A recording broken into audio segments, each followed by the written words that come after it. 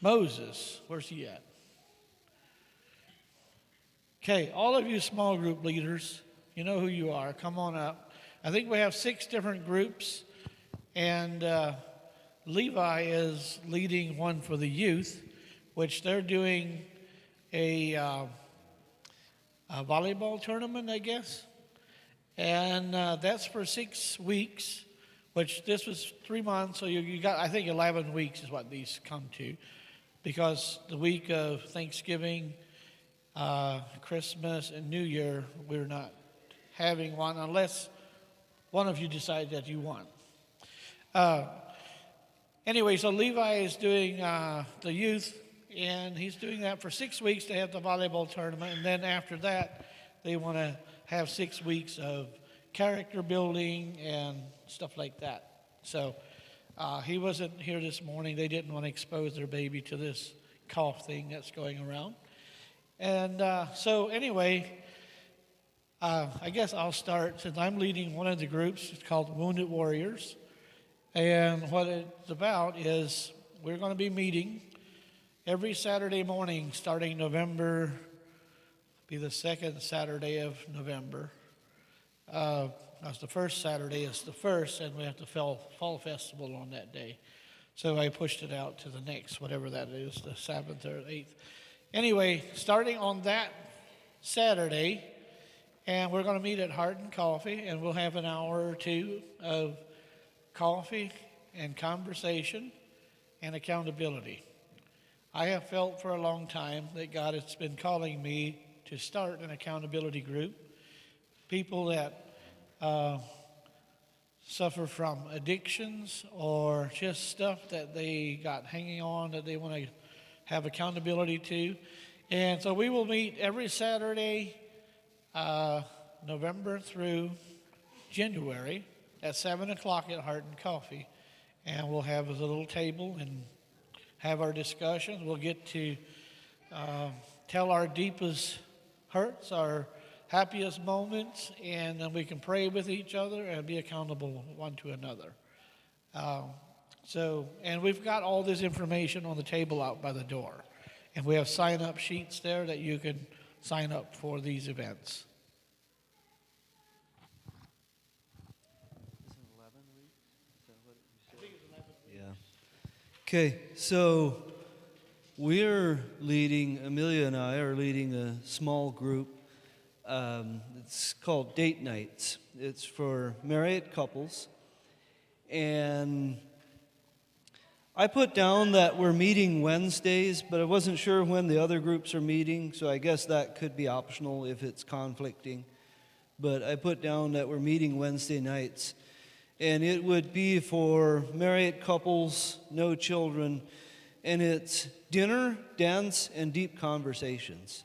So the idea is that we're going to have dinner together, and we're going to practice, go through different dances and stuff, and make that in itself into a teaching. And then we're going to have deep conversations. So here's where we want to take it. We want to take couples that are very committed. If you're not sure that you can be committed, I suggest that you don't sign up, because we want commitment and we want to go deep. We want to talk about things that we generally don't talk about, things that are between couples that are uncomfortable, things like that. We want to go really deep in these 11 weeks through this winter. So I didn't put a cost on it, but there probably will be a cost. I'd say about $150 a couple, because there will be costs associated with the group. We want to make it very nice. We want to make it very special. It's not, hopefully not just going to be a boring whatever. We want to make it nice and special. But the goal is to go really deep. I also put a limit on for 5 couples, because we want to keep it small and intimate. This is what I will tell you, though. If it's full, put your name on the back, and maybe we'll do 2 groups or something. So we'll see. Okay, for us, what we're thinking is we want to have a family empowerment night.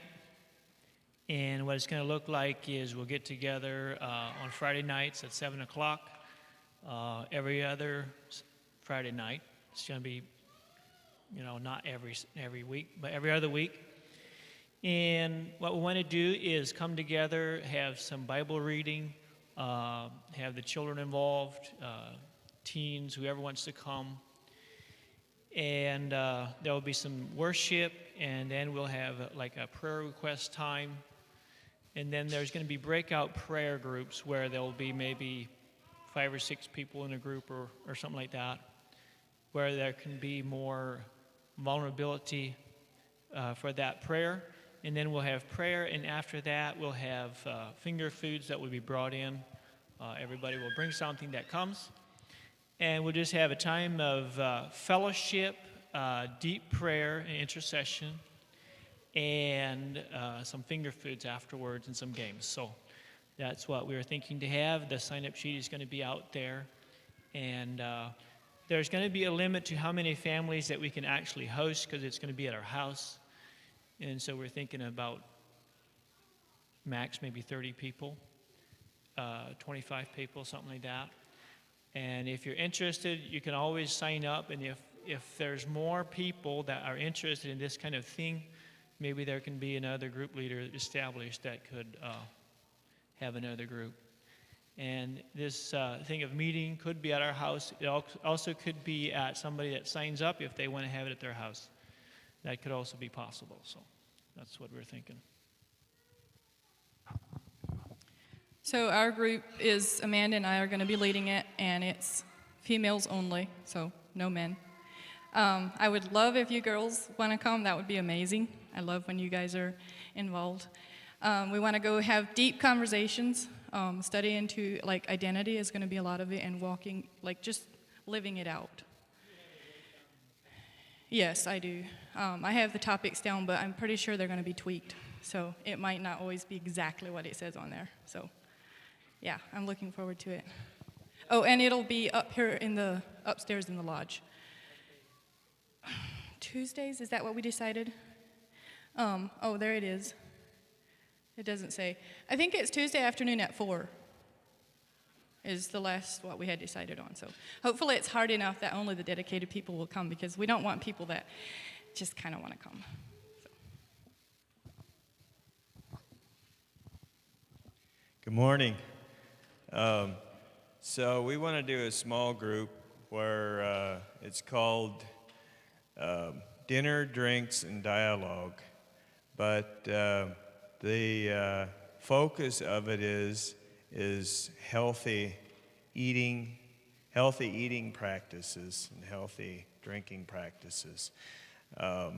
It might not sound as spiritual and holy as some of them do, but we recognize that we live in a world where the easiest thing in the world to do is to eat a Twinkie or something with sugar in it.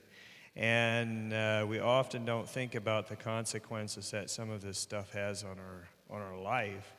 And even in our spiritual life, this has a lot of consequences. But what we would like to do is have people bring healthy food, and there are certain guidelines we're going to have that you have to work within. And then bring your recipe with you, and we will share them with each other. And if there's something that you like, there's the recipe will be available so we can share with one another the ideas we have and the things we find that are healthy and wholesome food. And then to go along with that, there will be, obviously, we'll have time for dialogue as far as what making healthy choices looks like in life regarding everything from food to spiritual decisions that we make. And so and the drinks part is obviously, I saw a couple of smiles. It's not alcoholic drinks, just so we're clear. But things of a healthy nature. Sweeteners that are used, such as stevia, honey, kombucha,